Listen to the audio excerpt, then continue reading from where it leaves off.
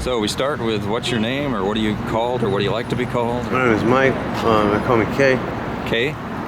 As in the letter K? Yeah. So where are you from originally? I was born in New Haven, Connecticut.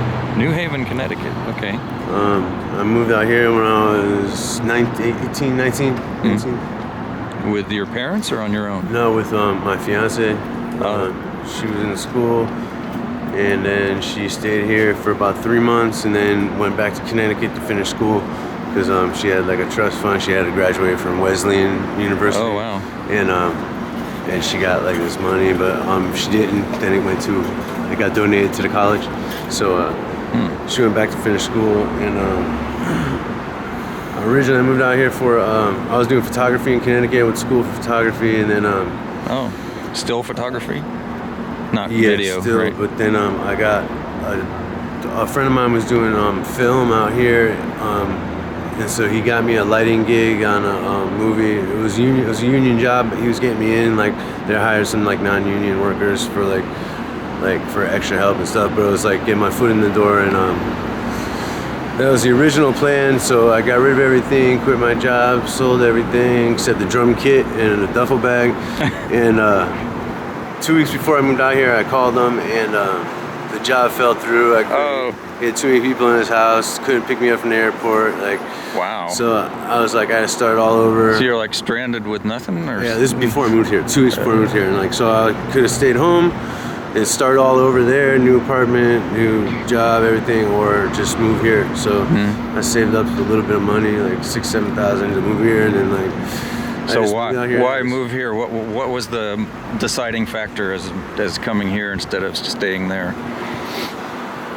I was young, and I really I've been on vacation places and stuff, but I haven't really traveled all that much. And, okay. And so I did I went to Florida and shit like that, stuff like that, and I don't know. So I just decided I'd never been here before, and decided to why not?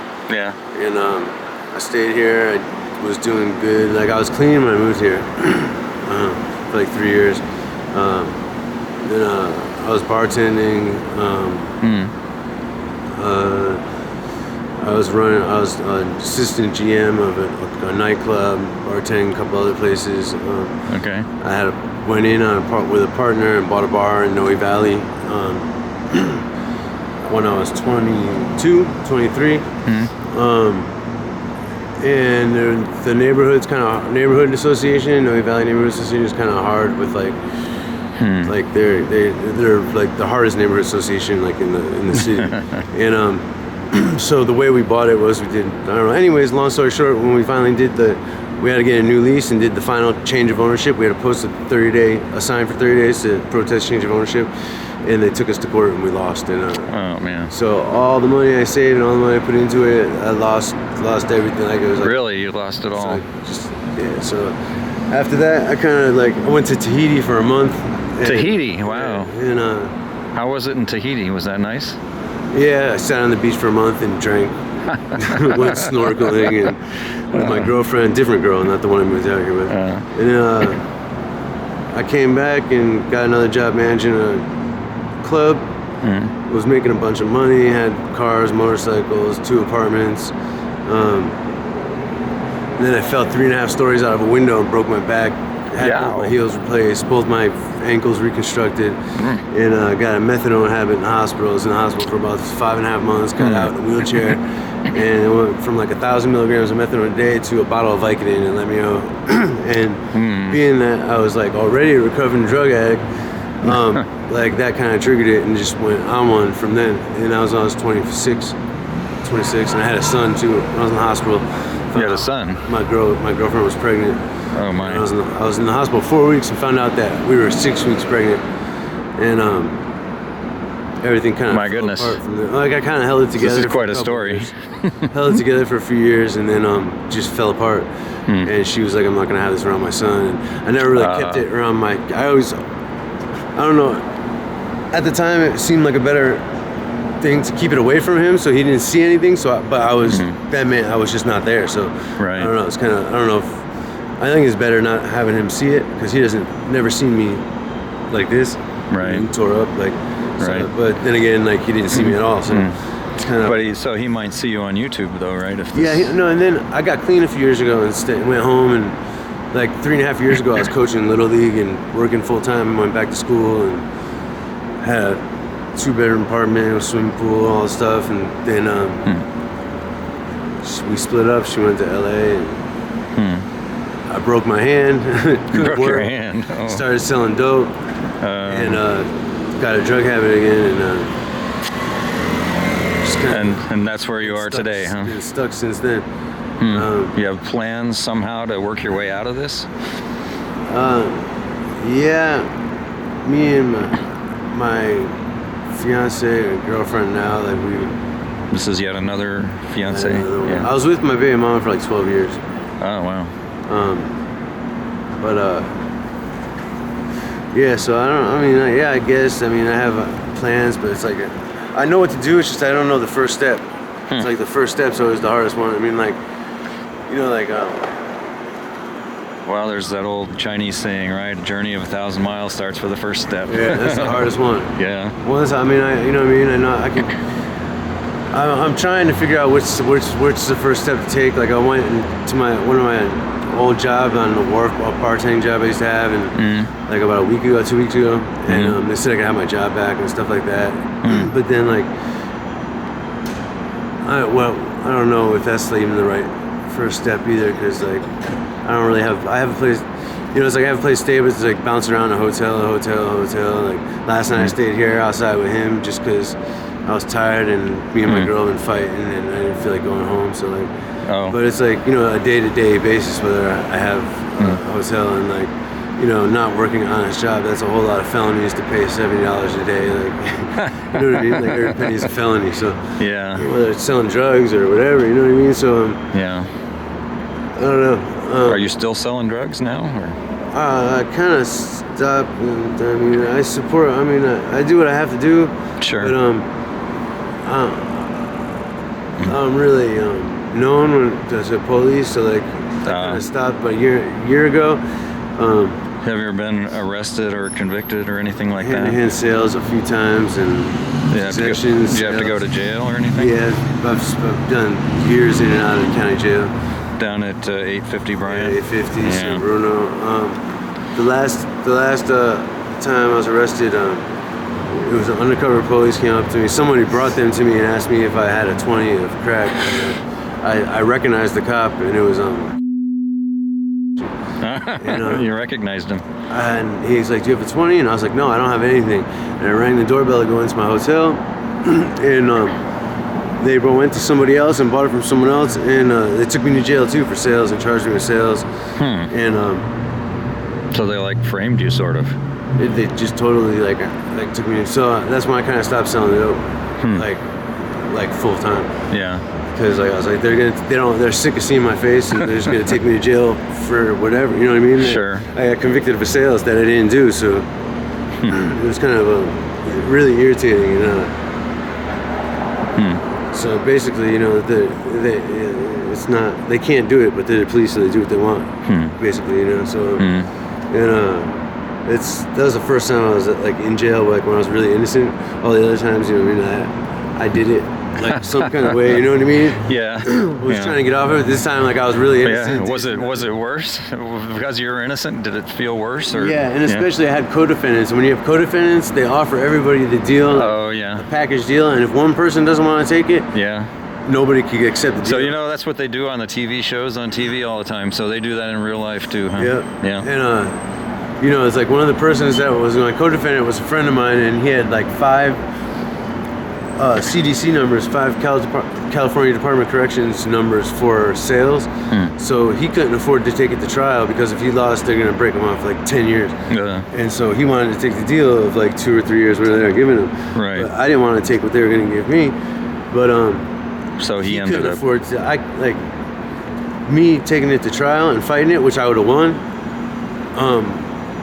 He would have lost, and that I would be like, you know, kind of like screwing him over by taking it to trial. So I was kind of like in a like a messed up situation. Have a moral dilemma there. So like, I kind of took the best thing at the time, which wasn't like I got out that day, but like extended probation for a couple years and stuff like this, which search condition and all this stuff. So basically, waive your Fourth Amendment right and stuff like that. So they can stop me and search me or wherever I am with no probable cause, which is it's kind of irritating. You know what I mean? Yeah. Does that happen often?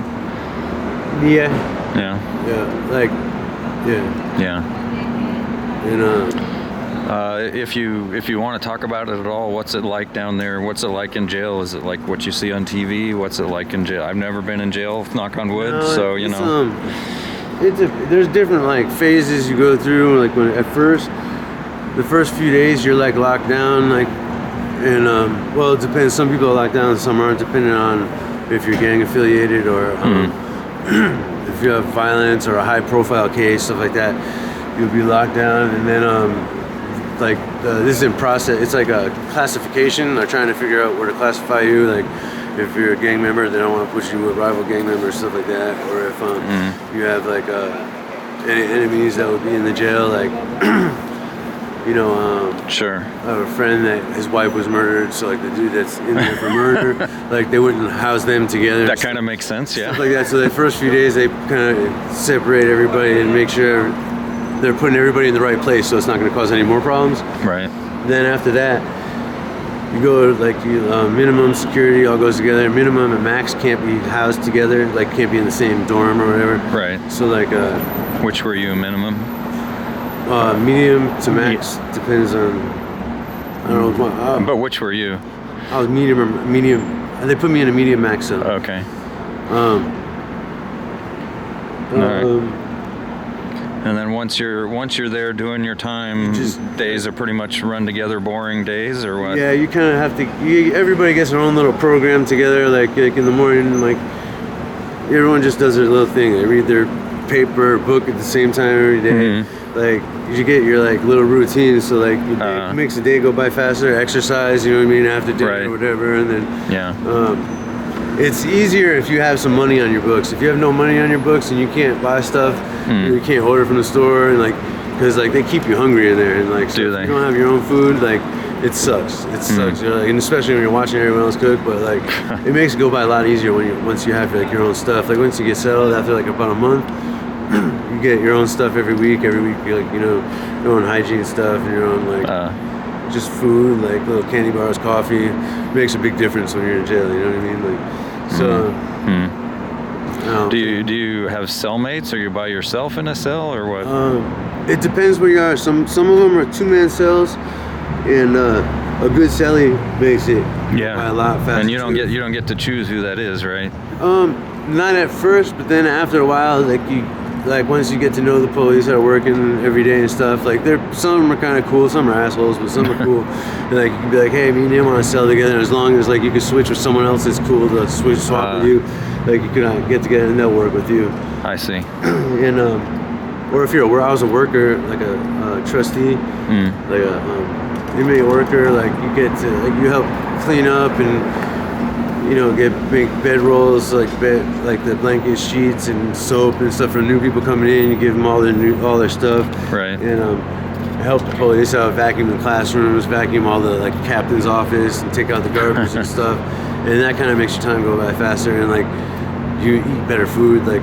The ODR, the officers' dining room food, like they eat a lot better than we do. Yeah. And like so, like when you're a worker, a lot of times they'll give you like burgers and pizzas and corn dogs. Every once in a while they'll bring us McDonald's and stuff like that. Cool. Like so that makes it go by a little faster. Sometimes let you sneak a cigarette when you're taking out the garbage. I assume nobody tries to escape like you see on the movies in Alcatraz. Nobody's digging tunnels or anything, right? No tunnels, but there has been some people that did escape, like Oh yeah. When I was in San Bruno one time, the new jail in San Bruno, there was an earthquake. This is like 6-7 years ago, like 5 point something. And when the earthquake happened, all the doors opened up.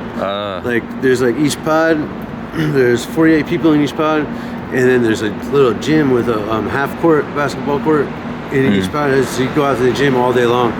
And the door to the gym goes outside. And there's a fence, and then another fence, and razor wire, and another fence. Right. But all those doors opened up, and so like they locked us down, and some people escaped then. And, the old San Bruno used to have farm, like a little farm. Like there's a trail that went out to the woods, and there was like a greenhouse and stuff. Oh, okay. And if you were like low risk, they let you work there and stuff. And some people hid, like when I guess everyone was supposed to come back, some people hid up in the hills and stuff. And I think right over the hills, like Tenderloin Mall or something like that. Oh. And it's in San Bruno, but it's San Francisco. It's right. San Francisco owns a part right. of San Bruno. Right. And it's still considered, it's San Francisco, but in San Bruno. Yeah. So they're kind of jealous. And like Tenderloin's right over the hill. And so like some people escaped then, but they got caught like hours later. Yeah, that doesn't seem to ever work out very well if you escape. No. Especially if you're in bright orange. Yeah. That's true. That's true. All right. Well, so ideally, what would you like to have happen now? Is there like a certain job? Are you still interested in like photography or film work, or you'd like to do something like that, or what? Yeah, it was always like, I mean, I don't know, like, I think more now just a hobby than before. Like I was trying to do it for a living, and but I just like, because what I don't want to do catalogs. I don't want to do Macy's catalogs, or you know what I mean. Like, it's like you want to do something artistic? Or? Yeah. And then I play music too. I play music. Do you? Oh yeah, you mentioned drums. Are you a drummer? Yeah. Yeah. Actually, have you been in bands and so on? Yeah, my band. And we all moved out here except our singer stayed in Connecticut. Huh. You want to start a metal band? We're playing like New York hardcore stuff, and like he started this band. He's host Headbangers Ball on MTV now and tours with Ozfest. And really? Yeah. Oh. I helped him out on some of the tours on Warped Tour and Ozfest and stuff. And a big ass tour bus. Any chance you could get some kind of job going there? There's a possibility. But I'd have to change my ways, you know. Have you done that kind of thing before, roadie sort of thing? I've toured, like a bunch of bands have been on tour and stuff. Yeah. I toured the East Coast, fucking. Is it as crazy on tour as it seems to be? Maybe for the rock stars, but not for everybody else. It's a little bit not as glorified for us. It cost us money to go on tour. I see. Like we had a few shows we got paid for, like pretty, like okay, but not really. Mostly. Like, would you ever want to be in a band again? Yeah, I still play music. Yeah. Always play music. Do you ever go to like I guess I don't know if there are open mic places here. I don't know about drummers going to open mic places. Yeah, you could. Yeah. You could, I guess. Yeah. It's a lot of equipment to haul around. Yeah. That's the biggest problem. Yeah. My drum set is somewhere in Modesto, somewhere. Really? My ex-mother-in-law's brother's house or something. But I still got it. So my uncle used to play drums in the 60s, you know. His record label bought him the drum kit, so a Sonar kit. It's like handmade. Like I wouldn't be able to afford it by myself. It's like a $20,000 drum kit. So, but it's cool. You see people around here, you know, setting out a hat and playing music on the corner and stuff. You ever tried doing that? No. But there's a bunch of practice spaces around here. I used to have a practice space on Turk, like, but now, I mean, now if I had it, I'd live there too. So. Yeah. But they're like $400 or $500 a month, and like their space is alarmed and stuff. They're pretty cool, but you know, it was like I went through it. It's like I've been like on top and totally on the bottom. It's you know, like I grew up like my dad was a cop. Really? Now he's retired Connecticut State Police, and then he was an insurance fraud investigator, and now he's a U.S. Marshal. A U.S. Marshal, wow. At the federal courthouse. Do you and him get along at all? We have our differences. I